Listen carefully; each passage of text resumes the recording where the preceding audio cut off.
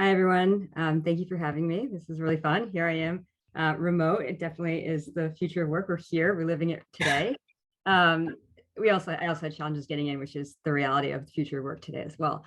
So what does the future of work mean to me? I love this question because no one's ever asked me this directly. And so for me, when I thought about it, I realized it is, since I come from Microsoft, it's about better technology to maximize human potential in a sustainable, meaningful, and enjoyable way. What we saw during the pandemic was that people started to embrace the idea of, we call it like an expanded definition of productivity, where it's also includes well-being. And that was a really wonderful shift to see, is that people see that there's ways to be, you could be productive and you can take care of your personal needs. You don't have to make those choices. And technology is a major enabler of that trend. And I was a former investment banker, so I find this to be very thrilling. And we're seeing these new technologies come in today, and it's already, technology is rapidly evolving right in front of us. New hybrid meeting environments, transformative improvements in async collaboration, novel applications of recommender systems, and also VR and AR productivity environments, which people get a little bit nervous when they hear about, but that's, the metaverse, in other words. There was talk about AI automation, and I also never downplay the risks of that, but I also think that if we do it right and we do it in a way that includes as many people as possible, we in that economic transformation, that we can really take advantage of people's unique human strengths and gifts in the workplace.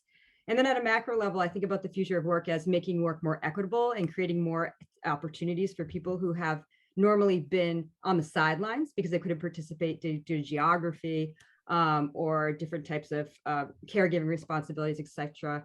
So I see the future of work as greater opportunities. The other question after this one was about how do you see business leaders approaching and thinking about the future of work? Their horizon is much shorter because they are dealing with things live, real time. They have to make decisions, like their whole world has been disrupted. So they're thinking about things. What we're seeing, surprisingly, is through the lens of physical space. A lot of people have come to us, a lot of customers have said to us, what do we do with space now with, hybrid, in the hybrid era? And, we're a technology company, we're not a real estate company, but, space is the, you can think of it as the original productivity platform, because when you space affords collaboration, focus, spatial temporal boundaries. And so how do we, with technology, transform space in the future of work? And so we think about it as understanding, complementing, and substituting work. So understanding is using data to understand how work is happening in space. Substitute, think about that as like the metaverse, or complement is bringing technology into physical spaces, like things with helping with hot desking and things like that. So that's how we're seeing business leaders thinking about it. In terms of biggest opportunities, this is something that's very, very important to people right now, is when in-person matters. And there's a ton of literature on when in-person matters. There's some hypotheses that like it's good for you need to be in person for brainstorming, creative work, onboarding, relationship building and maintaining, those kinds of activities. However, in this world where people are struggling with compliance with hybrid policies, there needs to be more compelling research to say, this is a moment when we need to bring people into the office, and helping people make those decisions, because it's very confusing for people with scheduling and determining when do I need to be in the office. So that is one of the biggest opportunities that I find, that is not quite as obvious, but it is, but there's, you don't hear people talk about it quite as much. And then there's other things that we're seeing a lot around, like how to make hybrid meetings work, resolving Zoom fatigue, finding different ways of async collaboration. How can we do things differently? If we could just rethink what a meeting is and what collaboration is. These are things that we're really interested in as well. In terms of, because I think I'm running out of time, I have lists of things. So if people want to pick my brain later, they're welcome to. But in terms of biggest challenges that and risks that business leaders face today, I think it is leaving certain populations out of the workforce with rigid hybrid policies. I think, when we make these decisions about when and where to work, there's so much heterogeneity and preferences in work modalities. And when a company makes says we're going to be all in person, then you leave certain people out of the workforce.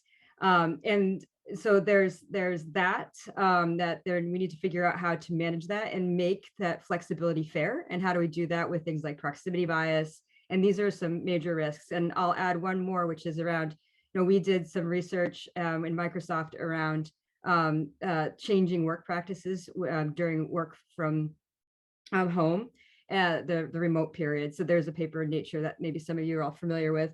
And what we saw in that paper is that working from home, it was a difference in studies. So we're able to actually isolate working from home versus COVID. And we saw changes in collaboration patterns and networks. And with networks in particular, we were seeing a drop in weak ties and more net silos and networks. And that's a real risk because, of course, the healthy networks at an organizational level, it's about innovation and other organizational performance outcomes. And then on an individual level, I mean, this is how you get your work done and discover new information. And then there's this really interesting stat that study shows that 83% of people find their new jobs through weak ties.